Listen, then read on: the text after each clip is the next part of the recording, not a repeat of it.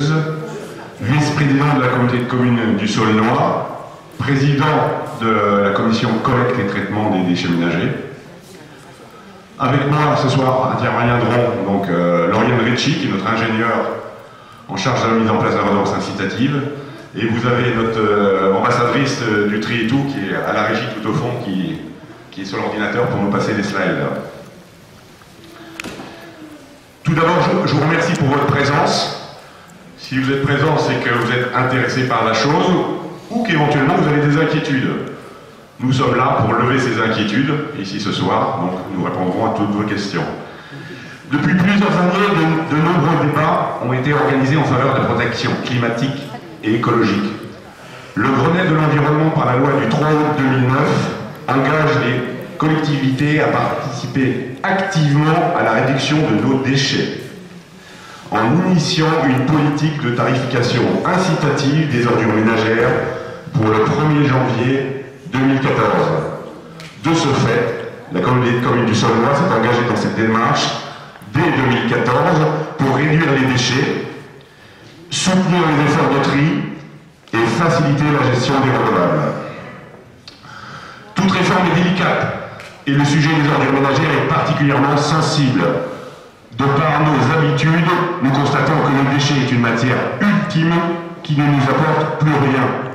Il est donc déplaisant de financer son enlèvement et son traitement. Dans le domaine de l'eau, nous payons depuis des décennies l'épuration et la facture a l'avantage d'être intégrée dans la consommation.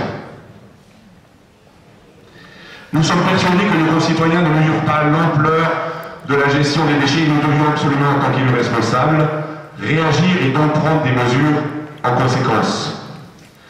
Je vous propose de diviser cette soirée en 3 parties. Tout d'abord, une première partie, un témoignage de l'un d'entre vous qui a pris un temps d'avance sur l'ensemble de vous concernant la réduction des déchets.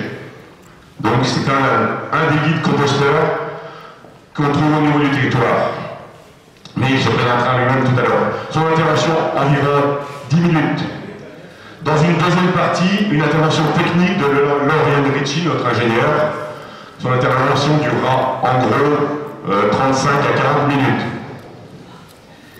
Et enfin, en troisième partie, nous nous livrerons au jeu des questions-réponses pour lever vos questions ou vos inquiétudes.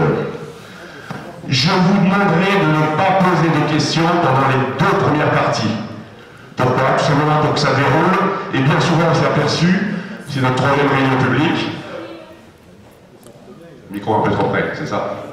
Ça tient. Trop fort? Je l'ai pas un peu, oui. Je suis un peu enroué, donc c'est bien. Donc, je vous demanderai de ne pas poser de questions pendant les 2 premières parties, dans la mesure où la plupart des questions que les gens posent, elles sont contenues dans l'exposé. Et donc maintenant, pour la première partie, j'appelle Jean-Marie Jaillère, qui va vous faire un petit témoignage. Voilà, merci, bonsoir.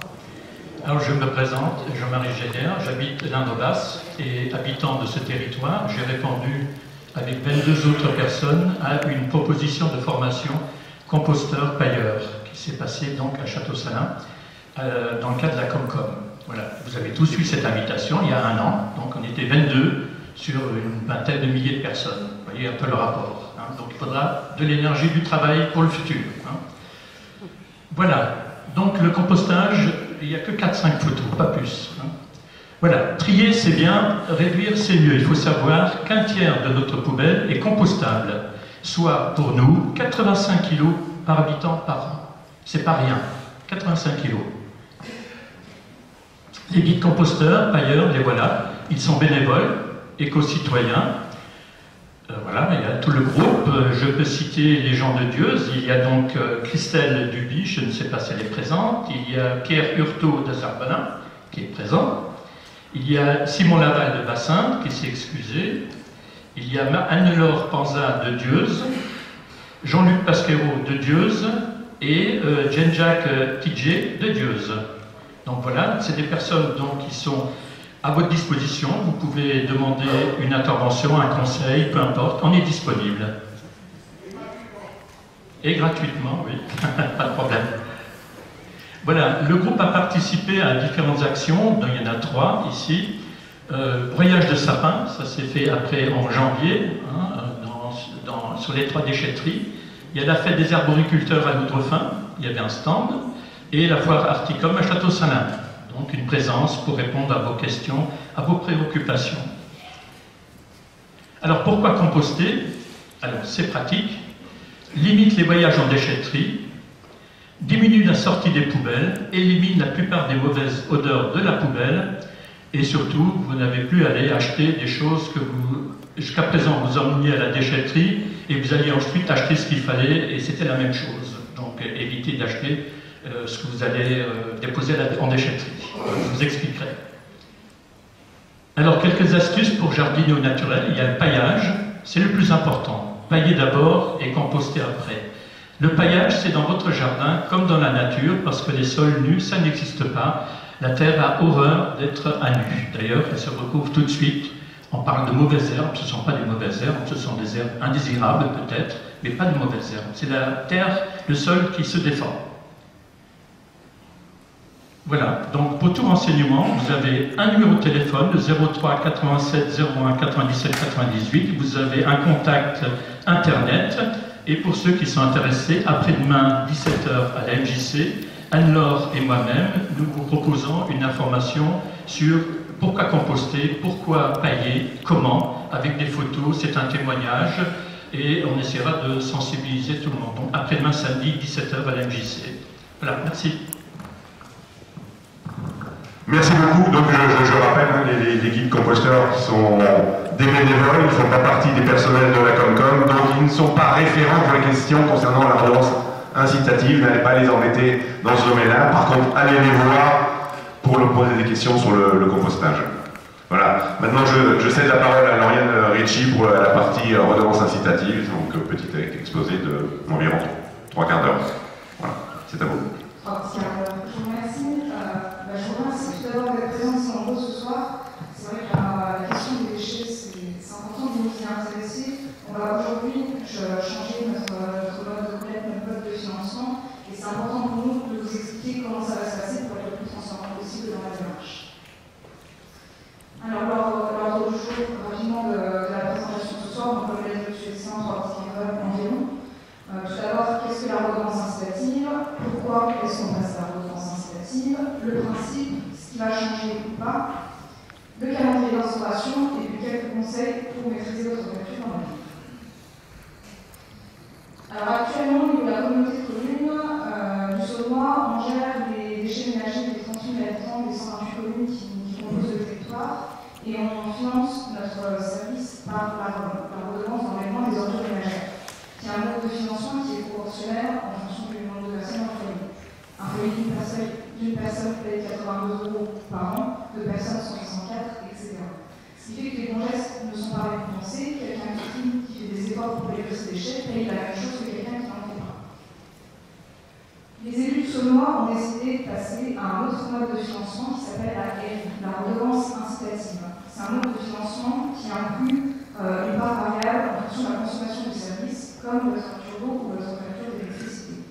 Donc c'est un système qui est plus juste. Quelqu'un qui fait des efforts pour réduire, pour trier ses déchets, paiera moins cher que quelqu'un qui en fait.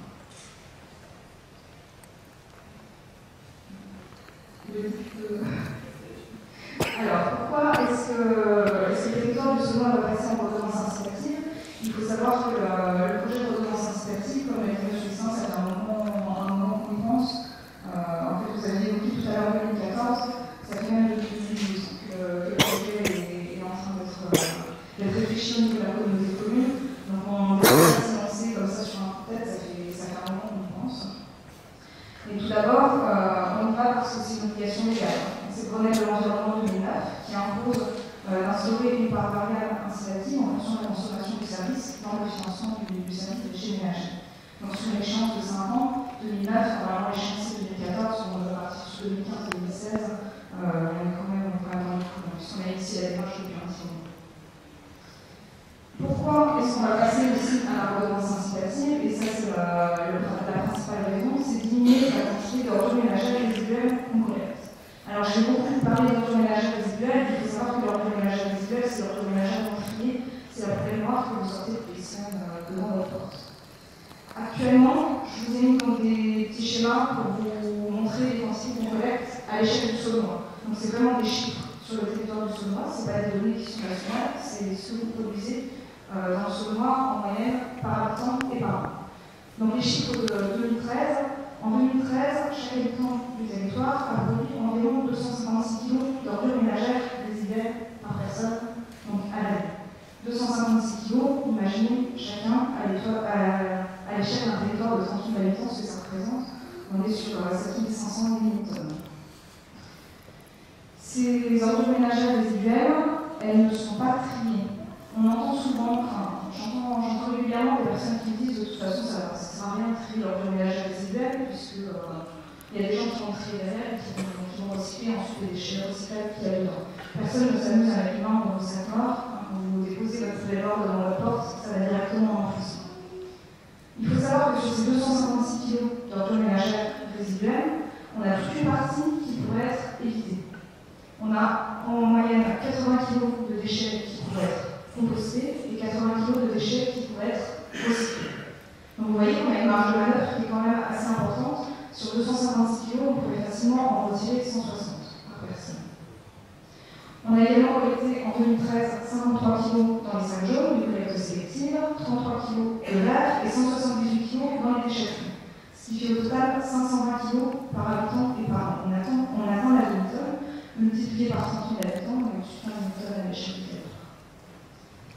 Avec la redevance incitative, ce qui va se passer, c'est qu'on va faire ce qu'on appelle le transfert de flux. C'est-à-dire qu'on va vous inciter à mieux trier vos déchets et on va avoir la part d'ordures ménagères qui va diminuer au bénéfice des filières de tri. On estime qu'on va passer à 135 kg d'ordures ménagères résiduelles par habitant et par an. Donc ça, c'est des estimations sur lesquelles on s'est basé après d'autres expériences de territoires en France qui sont passées en redevance incitative. Donc 135 kg, c'est des chiffres qui sont largement atteignables. Vous voyez qu'on va diminuer quasiment par deux l'ordure ménagère résiduelle, ce qui est quand même pas mal. On va augmenter tout ce qui est recyclage, donc on va passer de 53 kg à 63 kg dans nos collectes de sacs jaunes, 33 kg à 44 kg pour le verre et 178 kg à 232 kg pour les déchetteries. Au final, avec la mise en place de la redevance incitative, on collectera environ 474 kg par habitant et par an de déchets. Vous voyez que la diminution globale, on passe de 520 à 474 kg de déchets, elle n'est pas énorme. On a une grosse différence au niveau de l'ordure ménagère résiduelle et on augmente les filières de tri. Le déchet ne disparaît pas, vous produisez toujours du déchet. Donc c'est important qu'on le collecte aussi, on va retrouver les déchets dans les fossiles, c'est partie du projet. C'est vraiment d'inciter au maximum à trier, à valoriser les déchets. Alors diminuer l'ordure ménagère résiduelle, pourquoi c'est important? C'est important déjà pour l'environnement, puisque je vous l'ai dit, ce que vous présentez dans votre poubelle noire toutes les semaines, c'est pas valorisé, c'est pas retrié la mer. Ça va directement en enfouissement. Dans une installation stockage de déchets non dangereux, il y a des LD, c'est un petit peu technique pour désigner des décharges. Donc tous les déchets qu'on collecte dans le Saulnois, on les emmène à la décharge à Tétin-sur-Mine, près de Saint-Avold. Donc on a et les coûts de transport, et ensuite l'enfouissement qui est quand même un mode de traitement qui n'est pas terrible pour l'environnement. À côté, je vous ai mis une photo de tout ce qui est ensemble de tri.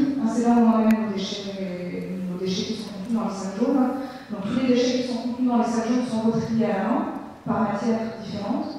Et là, je vous ai mis la photo des balles de plastique, c'est-à-dire des différents plastiques qui ont été triés, qui ont été compactés en gros cubes avant d'être envoyés dans des usines de recyclage. Donc ce que vous mettez dans les sacs jaunes est bien recyclé.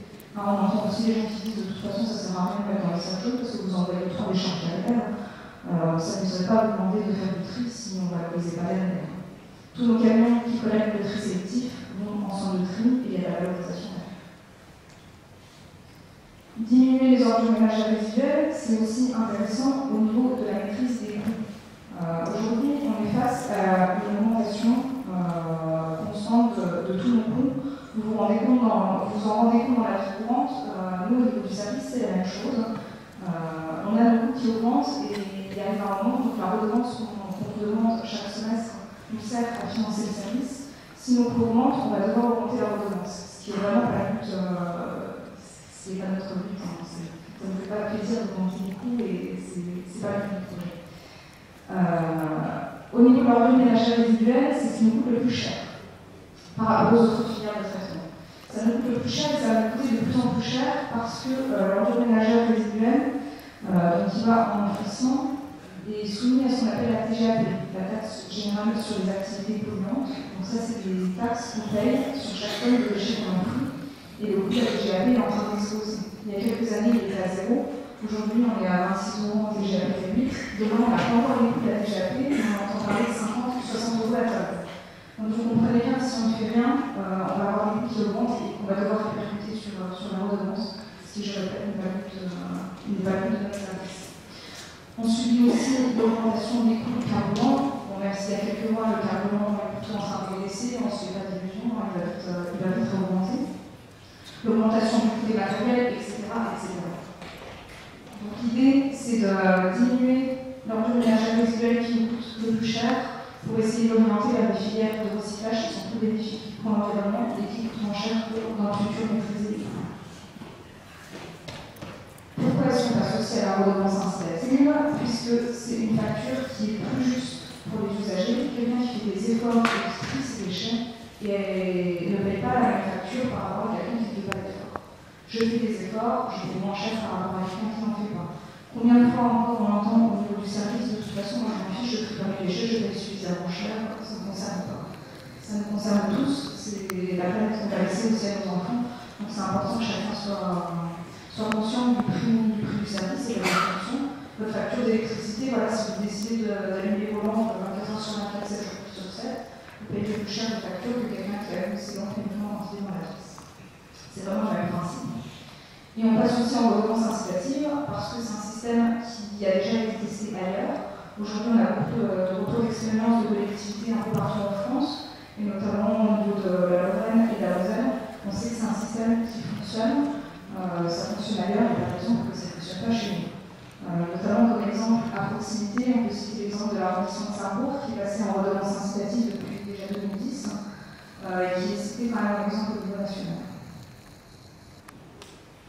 Le principe de la redevance incitative. Donc là, on va rentrer un petit peu dans la principe technique. Concrètement, comment ça va fonctionner? Je vous ai dit que le principe du système, c'était de vous facturer suivant votre consommation de service. Donc nous, il faut qu'on arrive à calculer cette consommation du service. Pour calculer la consommation du service, on va vous mettre à disposition un compteur à déchets qui est tout bêtement un bac, une poubelle. On vous a apporté un échantillon ici, vous pouvez venir la voir si vous voulez à la fin de la présentation, il n'y a pas de souci. Donc on va vous mettre à disposition une poubelle avec une puce et on va rattacher le numéro de la puce à votre fiche de redevable qu'on a déjà dans notre fichier. Donc juste pour vous représenter,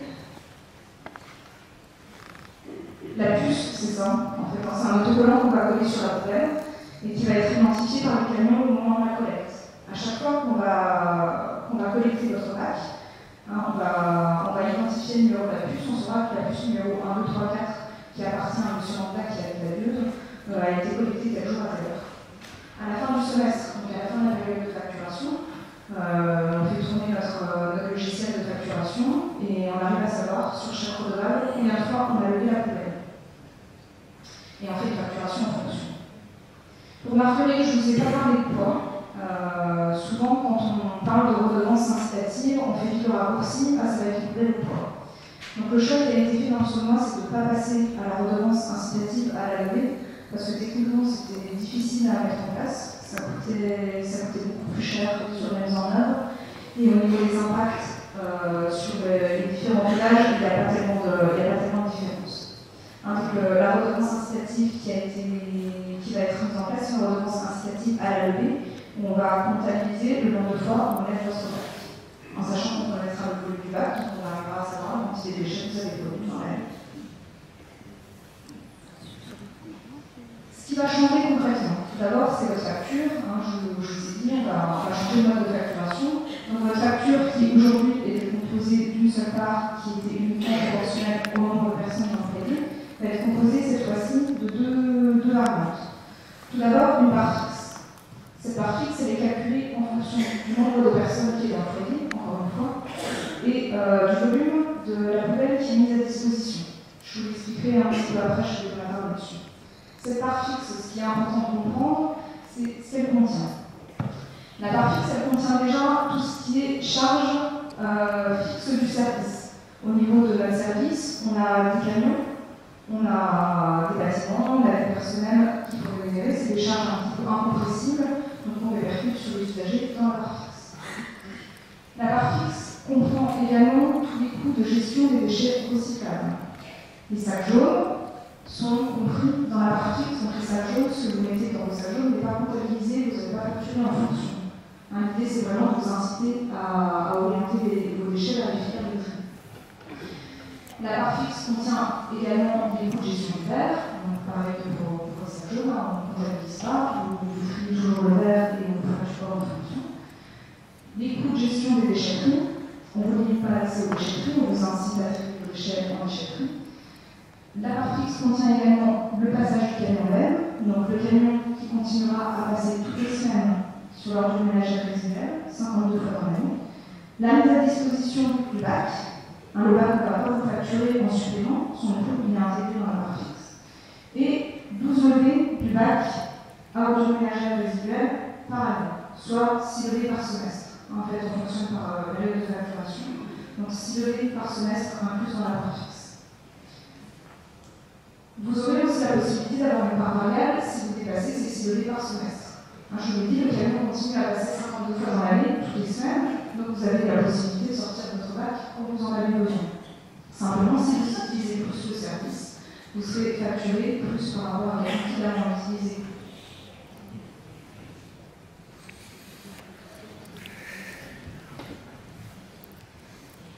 Alors, ce qui va changer au niveau des modes de collecte. Tout d'abord, c'est la collecte de l'ordre du ménagère résiduel. Je vous l'ai dit, on va mettre à disposition un compteur à déchets, donc un bac pulsé.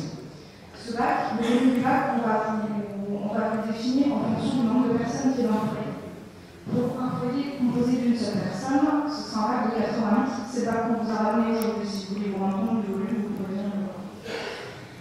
Pour un foyer composé de 2 personnes, le bac mis à disposition, ce sera un bac de 120 litres. Pour un foyer 3 ou 4 personnes, un bac de 180 litres, et pour un foyer 5 personnes plus, 240 litres. Ce bac, il sera donc équipé, comme je vous l'ai dit, d'une puce autocollante avec un numéro d'identification qui vous relie au fichier redevable. Un autocollant avec la base du foyer. La puce, on la protège avec un autocollant avec une colle spéciale pour éviter que vous l'arrache. Et sur cet autocollant, on pourra noter vos coordonnées pour que vous puissiez reconnaître votre bac.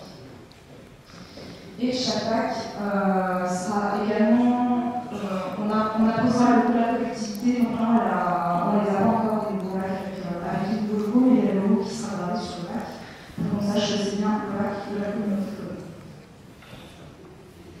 Il est en première page du programme, si vous voulez le voir, il est en tout petit, vous serez bientôt rentré. On voit le bac avec le logo de la Alors ça, c'était le cas particulier. La personne qui peut stocker un bac, le cas général, la personne qui peut stocker un bac, on lui donne un bac, il n'y a pas de souci. C'est ce qui va se passer dans la grande majorité des cas, 90-95% des personnes seront dotées d'un bac comme je viens de vous l'expliquer. On a des cas un petit peu particuliers qu'on prend en compte dans la mise en place de notre redevance incitative. Le premier cas particulier, c'est les personnes qui habitent en habitat collectif, en immeuble. Donc pour les immeubles, il y a plusieurs possibilités qui sont proposées aux habitants. Tout d'abord, quand on a la place de stocker un bac, s'il y a des espaces communs qui sont assez grands, extérieurs, dans le cadre du garage, on dotera chaque usager d'un bac individuel pour que chaque usager puisse maîtriser et gérer son bac et sa facture. Il y a des moments où ce ne sera pas possible. Il y a certains collectifs où on peut difficilement aligner beaucoup de bacs devant la façade de l'immeuble. Donc dans ce cas-là, on mettra en place un bac commun où tous les habitants de l'immeuble mettront leurs déchets à l'intérieur. La facture sera globale, c'est un effort global qu'on demandera aux usagers. On enverra la facture ensuite au bailleur et au propriétaire qui la répercutera dans les charges de l'immeuble. Mais là, c'est vraiment un cas particulier. On a vraiment très peu d'immeubles qui sont dans ces cas-là. On est en train de faire le tour pour trouver la solution la plus adaptée à chaque logement. Les cas particuliers également qui peuvent se présenter, c'est les personnes qui n'ont pas la place de stocker un bac chez elles. Donc là, pareil, deux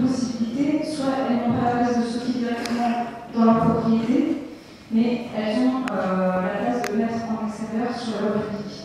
Il y a des trottoirs qui sont assez larges, on peut facilement mettre un bac de sa maison, ça ne gêne pas, mais ce bac est facilement accessible des autres usagers. Donc la problématique qui se pose, c'est si on laisse un bac comme ça sur la voie publique en embarrassant, on va se retrouver avec des bouteilles de plein rue tous les voisins, ce qui n'est pas du tout bon.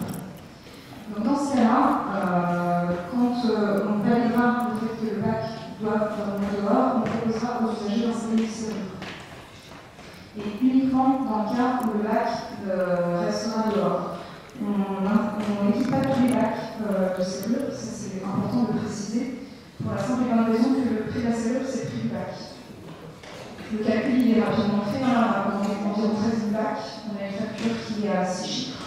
Si on la multiplie par 2 au niveau du financement du projet, c'est plus possible.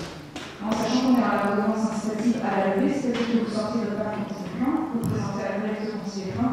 Donc si quelqu'un vous rajoute un petit peu de déchets dedans, un petit sac, quelque chose comme ça vous change pas votre facture.